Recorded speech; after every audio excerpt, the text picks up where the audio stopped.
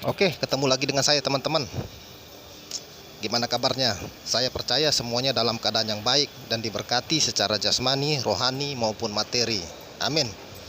Teman-teman, hari ini saya dengar emas naik 2000 per gramnya. Kemarin itu turun 2000 per gramnya. Nah, Jumat kemarin itu katanya turun 5000 per gramnya. Karena hari ini saya ada rezeki sedikit teman-teman, jadi saya mau nambah satu keping aja, ukuran 1 gram begitu. Nah, gimana perjalanannya? Ya pertama-tama seperti biasa teman-teman, saya cek dulu harga emas di Antam. Saya cek dia seperti ini teman-teman.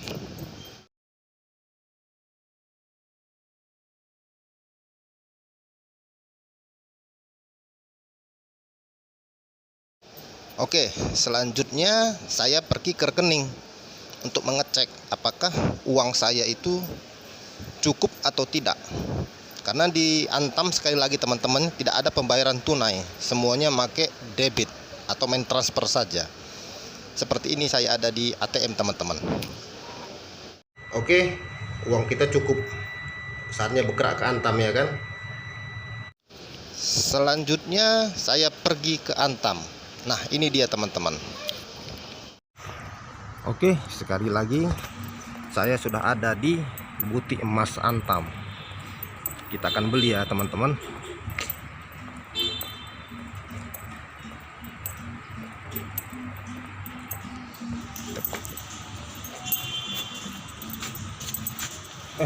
Biasa Pak. Silakan. Setelah dipersilahkan masuk, kita melakukan pembayaran teman-temannya pakai debit sekali lagi, tidak ada uang tunai. Selanjutnya setelah selesai pembayaran, kita langsung diarahkan ke room 1 tempat pengambilan emasnya. Dan selanjutnya kita pulang. Nah, ini dia perjalanannya kawan-kawan ya.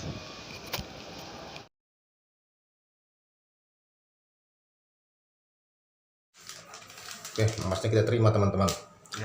Oke, terima kasih Pak ya.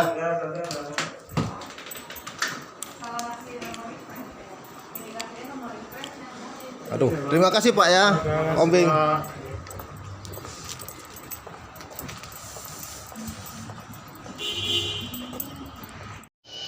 Saya dengar katanya ada aturan teman-teman, kalau tidak punya aplikasi atau tidak di booster, itu tidak boleh masuk ke tempat umum seperti mall.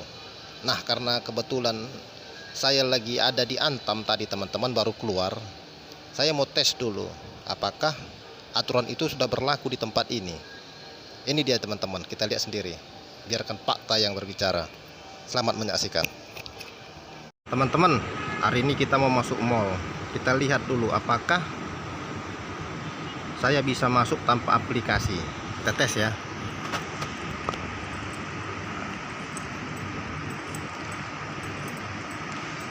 Tes dulu. Masuk Pak.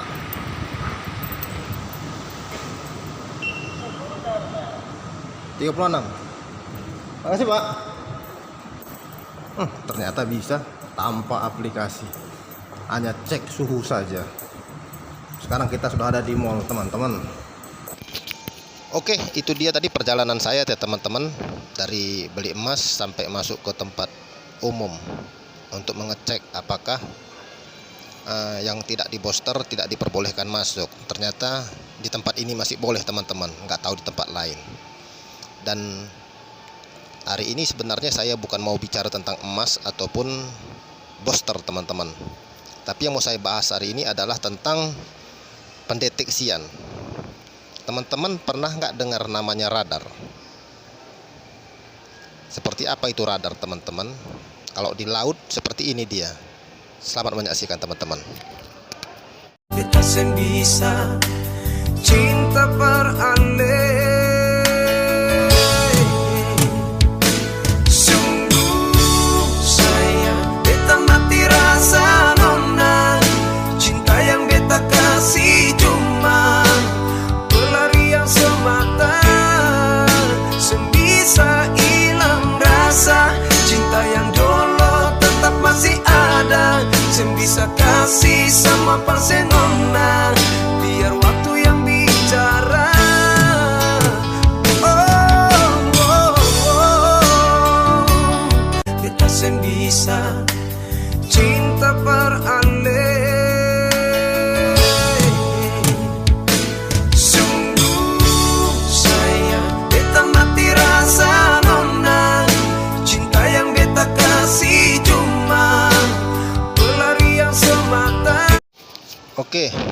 Radar itu adalah sebuah alat teman-teman yang bisa mendeteksi apakah ada pulau, ada kapal, atau kalau di udara, kalau ada pesawat asing itu memasuki wilayah kita, kita tahu. Karena mata kita kan terbatas teman-teman, telinga kita juga kan terbatas, tidak bisa mendengar berapa mil dari tempat kita. Tapi melalui radar ini kita bisa mengetahui ada kapal masuk, ataupun ada pulau di sekeliling kita, ataupun ada kapal di sekeliling kita. Itulah fungsinya radar teman-temannya, untuk mendeteksi. Nah, secara rohani kita pun sebenarnya punya radar teman-teman. Untuk apa? Ya untuk mendeteksi ajaran sesat. Karena sekali lagi teman-temannya, ketika kita disesatkan, kita akan sampai di tempat yang berbeda. Kalau tadi tujuan kita ke arah utara dan kita dibelokkan sedikit aja ke timur, kita tidak akan sampai di utara.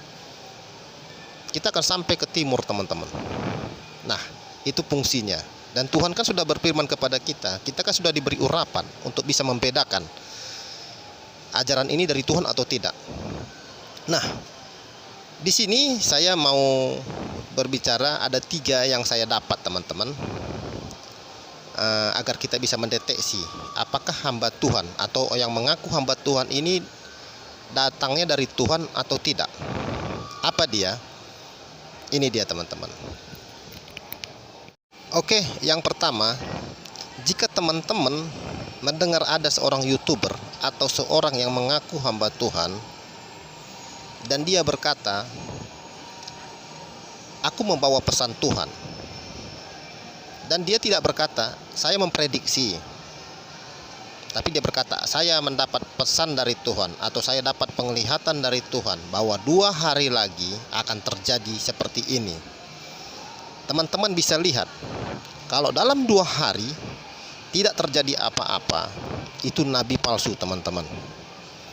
Karena dalam Ulangan 18 ayat 20-22, Tuhan jelas berfirman kepada Musa, dan Musa menyampaikannya kepada orang Israel. Apapun yang disampaikan atas nama Tuhan itu harus terjadi. Silahkan baca sendiri nanti teman-teman. Kalau tidak terjadi, itu bukan dari Tuhan. Kecuali kalau dia berkata begini, contohnya saya memprediksi 3 hari lagi emas akan turun. Ini saya teman-teman, saya memprediksi. Kalau saya bisa saja salah, namanya pun prediksi atau nubuatan. Tapi kalau saya berkata, saya mendapat pesan dari Tuhan, atau Tuhan berkata kepada saya, dalam 3 hari lagi emas akan naik, ternyata tidak naik, saya ini dari setan teman-teman. Saya bukan dari Tuhan. Dan jangan gentar terhadap orang seperti gini.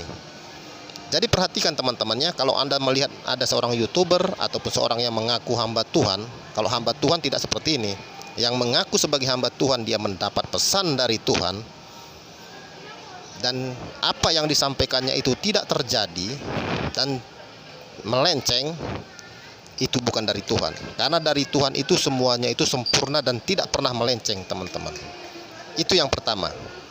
Dan yang kedua apa teman-teman? Ini dia. Nah, yang kedua teman-teman, kalau kita membaca kitab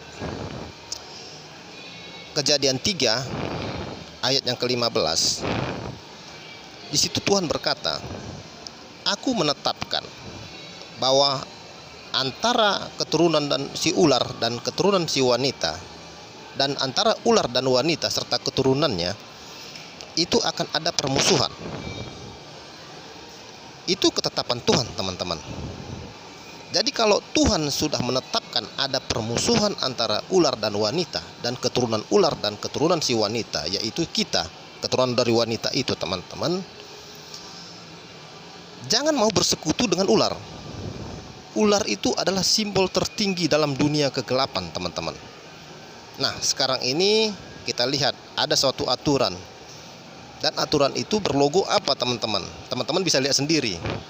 Nah yang saya perhatikan teman-teman, ada seorang pendoa, dia menerima logo itu, logo ular itu. Nah setelah dia menerima logo ular itu, dia mendapat pesan dari Tuhan. Kira-kira menurut teman-teman ini orang ini dari Tuhan atau tidak? Kalau saya curiga teman-teman, ini bukan dari Tuhan.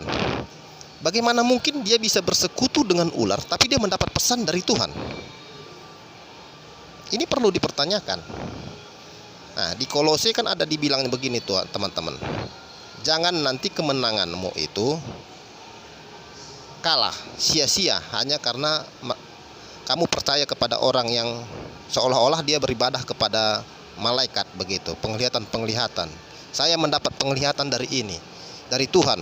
Saya mendapat pesan dari Tuhan. Saya mendapat mimpi dari Tuhan. Tapi lihat buahnya teman-teman. Dia bersekutu dengan ular atau tidak? Karena begini ya teman-teman ya. Kalau kita perhatikan di Taman Eden, Adam dan Tuhan itu kurang intim gimana lagi? Mereka terlalu intim. Tapi ketika Tuhan memberi perintah kepada Adam, kamu tidak boleh memakan buah ini, dan mereka memakannya, apa yang terjadi? Mereka terputus teman-teman. Masa sih hanya gara-gara makan buah bisa terputus hubungan? Nah, itu kisahnya seperti itu teman-teman. Coba baca lagi nanti Kejadian 3 itu. Selama ini Adam dan Tuhan itu intim. Tapi ketika Adam memakan buah yang ditawarkan dari ular, Adam terusir dari Taman Eden. Nah, di akhir zaman juga teman-teman, tidak peduli seberapa banyak kita beribadah, tidak peduli seberapa banyak kita bersedekah, tidak peduli seberapa besar pun pelayanan kita, di akhir zaman ini ada satu peraturan yang sudah Tuhan tetapkan. Barang siapa yang menerima tanda dari binatang itu. Tanda ini apa? Ya, tanda ini salah satu sifatnya global teman-teman. Tidak mungkin suatu aturan itu berlaku di Amerika tapi tidak berlaku di Indonesia, atau ada aturan yang berlaku di Singapura tidak berlaku di Malaysia. Tapi kalau ada aturan yang berlaku secara global, itu otomatis teman-teman perlu dicurigai. Nah, itu dia salah satunya teman-teman. Perhatikan dia. Yang kedua tadi, apakah orang ini sudah bersekutu dengan ular atau belum? Kalau dia sudah bersekutu dengan ular, saya curiga. Kok bisa dapat pesan dari Tuhan? Tuhan yang mana? Tuhan huruf besar atau Tuhan huruf kecil? T-nya itu huruf besar atau T-nya huruf kecil? Karena Tuhan banyak teman-teman, banyak yang ngaku Tuhan. Tapi bagi kita Tuhan hanya satu ya kan teman-teman. Ehad, satu, yaitu Yesus Kristus Tuhan kita. Itu yang kedua teman-teman. Nah, yang ketiga apa? Ini dia teman-teman. Hadapi dengan senyuman semua yang terjadi, biar terjadi.